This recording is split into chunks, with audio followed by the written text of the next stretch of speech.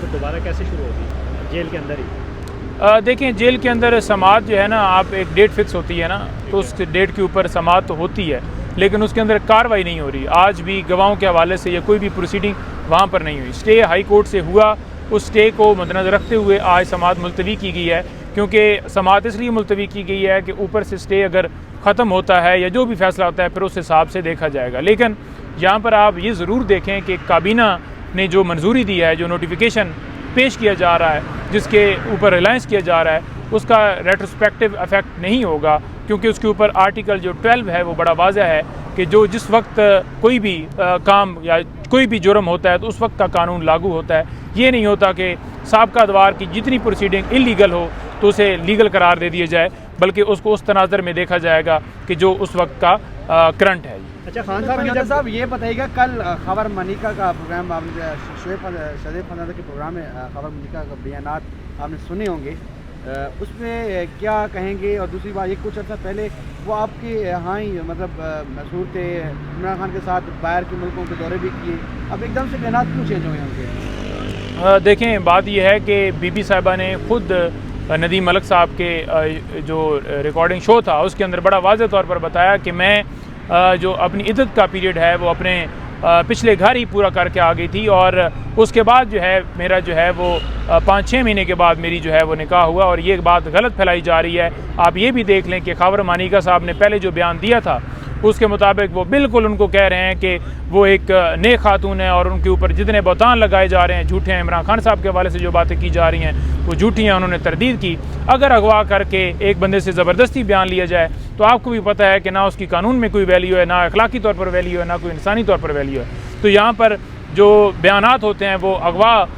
जितने भी अगवा होते हैं वो अगवा बराए बयान पहले तो तवान होते थे और आजकल जो है बयानात चल रहे हैं। तो ऐसे उस बयान की कोई वैल्यू नहीं है, उस बयान को बिल्कुल मद्देनज़र ना रखिए। और आप ये भी देख लेना कि उस इंटरव्यू के अंदर एक हिस्से के ऊपर वो जाकर कह रहे हैं कि जब इमरान खान साहब की हुकूमत थी तो करप्शन और ये सारा सिलसिला जो है फ़रज़ शहज़ादी और उनके हवाले से बड़ा किया गया और उसके अंदर इंटरवेंशन थी। भाई बात बड़ी वाज़ेह है कि 2018 में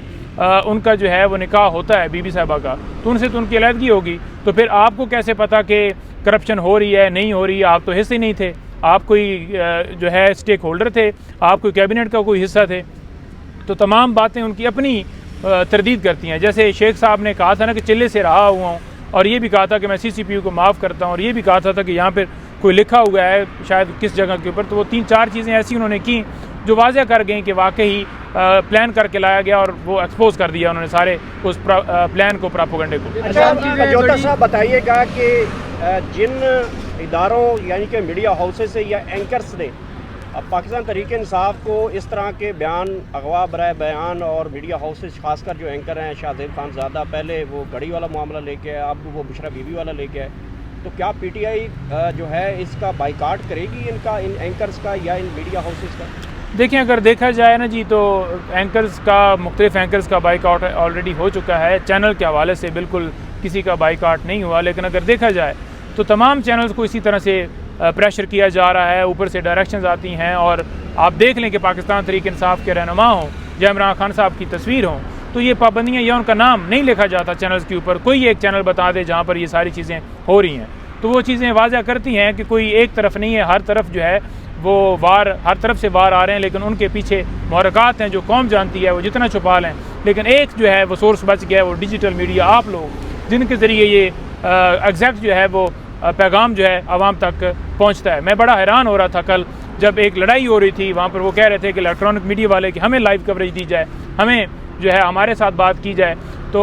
आप जो है वो कर रहे थे और आप लोगों को ही ज़्यादा वो किया जा रहा होता है। तो मैं उस देख कर वो कह रहा था कि कसूर इन कैमरों वालों का नहीं है, कसूर उनका है जो इनका भी कारोबार या इनका भी जो है वो धंधा वो ख़राब कर रहे हैं। तो उसी वजह से आज आप लोगों ने दिलेरी से इस फील्ड के अंदर आके परफॉर्मेंस दी है, आपने दिलेरी के साथ आके इस माज को संभाला है, तो लोग फिर आपको अप्रिशिएट कर। अच्छा ये बताएं कि जिस वक्त खान साहब की गिरफ्तारी हुई थी उस वक्त PTI के कारकुनान की तरफ से ये बात सामने आई थी कि खान साहब को इलेक्शन से दूर रखने की शुरुआत हो चुकी है, फिर उसके बाद तोशाखाना में नाअहली हुई, अभी तक उनकी नाअहली ख़त्म नहीं हुई, तो इस पे खान साहब ने कोई बात की या आपका क्या मौक़िफ़ है कि क्या वाकई ये समझा जाए कि खान साहब को इलेक्शन से दूर रखने के लिए सारा कुछ किया जा रहा है? बिल्कुल केसेस डिले किए जा रहे हैं? बिल्कुल बड़ा वाज़ेह तौर पर खान साहब ने कहा है कि ये इलेक्शन से दूर रखने के लिए यही लंदन प्लान था कि उसको लाया जाएगा, मुझे अंदर डाला जाएगा, PTI को क्रश किया जाएगा और पूरी ये कौम जानती है। दूसरे नंबर पर यह है कि जो उनकी नाअहली वाला मामला है, इलेक्शन कमीशन ने अख्तियारात का गलत इस्तेमाल करते हुए गैर कानूनी गैर आनी नोटिफिकेशन जारी किया,